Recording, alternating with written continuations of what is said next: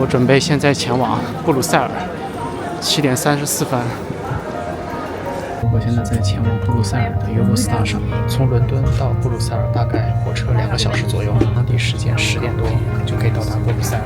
欧洲之星是一条始于伦敦连接欧洲大陆的国际列车，它从伦敦国王十字的 St. Pancras 站首发，途经法国巴黎、比利时布鲁塞尔以及荷兰阿姆斯特丹等欧洲重要城市。列车横跨英吉利海峡隧道，这条隧道全长50公里，它也是世界上第3长的隧道。由于它车次多、速度快，一般2个多小时就能到达巴黎、布鲁塞尔市中心的火车站。因此，自从开通以来，欧洲之星便成为伦敦往返欧洲大陆最受欢迎的交通方式之一。撒尿小童于1619年雕刻而成，距今已经有400多年。它的真名叫小鱼莲，它是比利时民间脍炙人口的传奇人物。传说在古代，小鱼莲半夜外出方便，却意外发现了入侵者在周边埋藏炸药。急中生智的他用尿浇灭了导火线，使整个城市逃过一劫。在撒尿男童附近还有一个撒尿女童的雕像，叫 Janik， 据说同样也是为了纪念当地一名有着英雄事迹的小女孩。然后在1988年，另外一个街区又建了一个撒尿小狗，但遗憾的是后两者比较冷清，几乎无人问津。大广场位于布鲁塞尔市中心，始建于12世纪，它凝聚着欧洲建筑、艺术、文化的精华。它周边的建筑大多建于17世纪晚期，至今仍完好地保存着当年的风貌。1998年被列入世界文化遗产。法国著名作家雨果便是在广场旁一座小阁楼里创作出了《悲惨世界》。他也无数次赞美布鲁塞尔广场是世界上最美丽的广场。在大广场附近有一个塞尔克拉斯沃像，是比利时民族的英雄。今天据说只要用手触碰他的手腕，就会带来好运，实现被遗忘在时光中的愿望。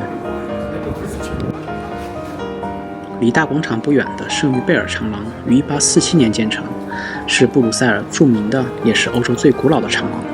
它分别由国王长廊、女王长廊和王子长廊组成。它是一条十分具有建筑特色的购物街。在那狭长的拱形玻璃屋顶下，意大利文艺复兴式的店面位于长廊两侧。长廊内拥有时装店、古董店、咖啡馆等，还拥有电影院和剧场，以及不少精美的比利时巧克力店。由于历史原因，欧洲80%的漫画都来自于比利时，因此比利时也算是一个漫画王国。比利时漫画艺术中心一共有3层，第一层向参观者介绍了漫画的产生，第2层介绍的是从上个世纪初到上世纪60年代比较活跃的漫画家，第3层概括了上个世纪60年代到90年代比利时漫画的发展情况。在这个中心陈列了比利时著名的卡通人物，比如丁丁、蓝精灵以外，还有张乐平的三毛雕像，以及日本的龙珠、宫崎骏漫画等来自于其他国家超过670位卡通画家的作品。呈 X 型的贝尔莱蒙大楼是布鲁塞尔最具象征意义的建筑物，自1967年落成后便成为当时欧共体总部的办公大楼。30多年以来，它一直是欧洲联合的象征之一。自从大楼建成后，产权归比利时政府所有，欧盟以租赁的方式享用。在这个大楼里，每天至少有3000多名欧盟人员在这里工作。在这阴雨绵绵的冬季，我从布鲁塞尔北站前往下一个目的地，大概半个多小时即可到达欧洲北方的威尼斯、根特。旅游指南《孤独星球》曾提到过，根特是欧洲保存最好的秘密。正如指南所说，比利时把布鲁塞尔留给了世界，却把根特留给了自己。圣米歇尔桥可以说是根特的代表，那拱形的石桥和中世纪的街灯在古典的城市中显得优雅而迷人。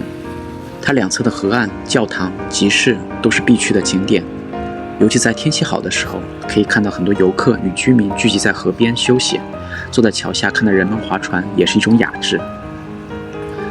在圣米歇尔桥的两岸分别是谷物河岸和香草河岸。早期根特曾是法兰德斯地区水运贸易的要塞，后来它的重要性被安特卫普取代，但其两侧当时作为贸易工会或仓库的中世纪建筑群依然被保留下来，可爱而独特的饼干造型与河面交相辉映。根特钟楼于15世纪完工，当时法兰德斯地区非常流行用钟楼展现城市的繁荣，同时钟楼也被用作瞭望塔、城市重要文件与财物的收藏室。在钟楼的最上方还有一只龙，是根特的象征，也代表了钟楼作为城市的守护者。因为是根特最高建筑，因此可以从塔顶俯瞰城市的全景。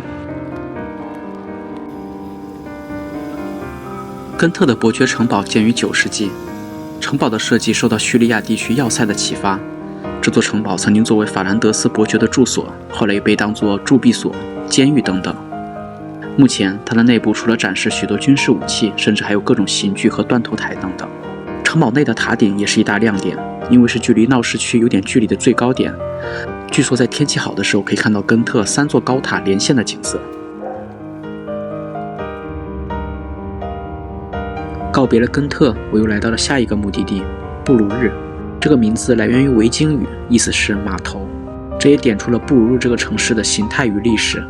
它曾经是以布料贸易而繁荣一时，在14世纪时，它的规模甚至可以和伦敦相提并论。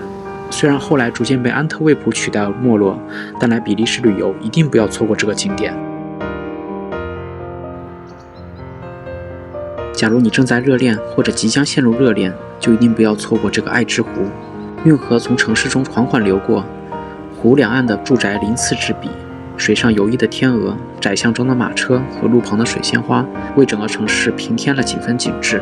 关于爱之湖有一个本地的传说，就是你与自己的爱人一起走过湖上的桥，就能收获永恒的爱情。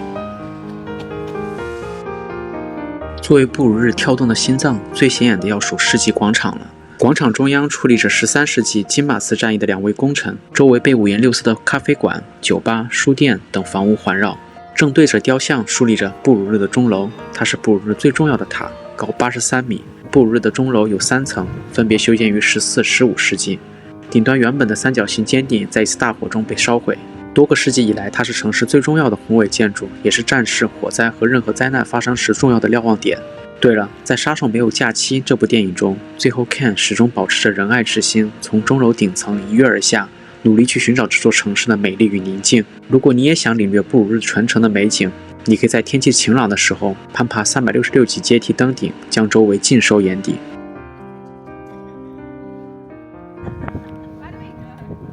最后，我来到布鲁日的第一街道玫瑰码头，它位于圣母教堂跟集市广场中间，附近是一条运河。